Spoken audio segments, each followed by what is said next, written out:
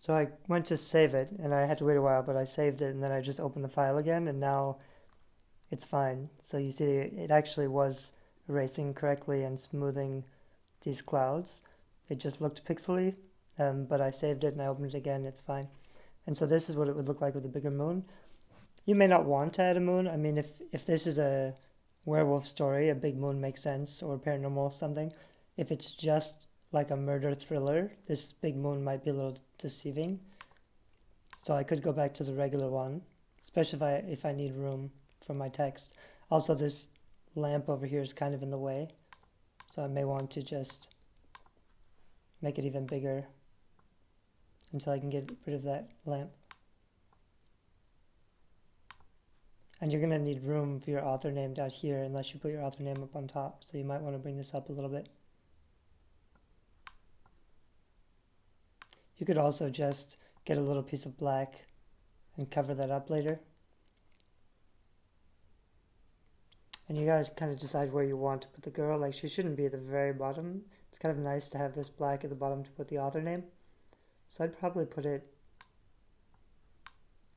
about like this, actually. And yeah, that lamp is kind of in the way, but it's not a huge deal, or we might cover it up later.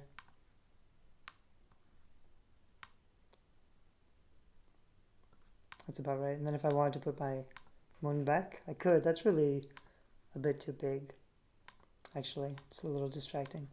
I could move it up a little. And then I just have to delete a little bit more from the bottom. You have to decide where that should go. The clouds are kind of nice though.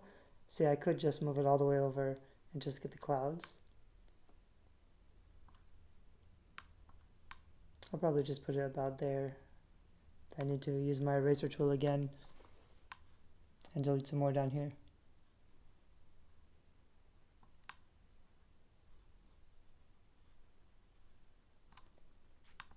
And then I had that texture layer, which just adds a little bit of grittiness. It's nice to add texture.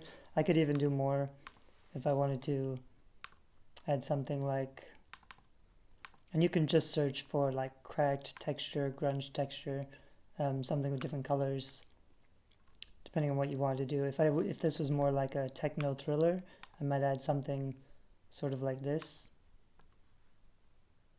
and then I can blend it in. It just gives a totally different feel to the cover.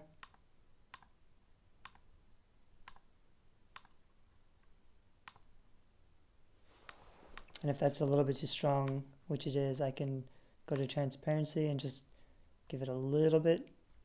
It also is good for color.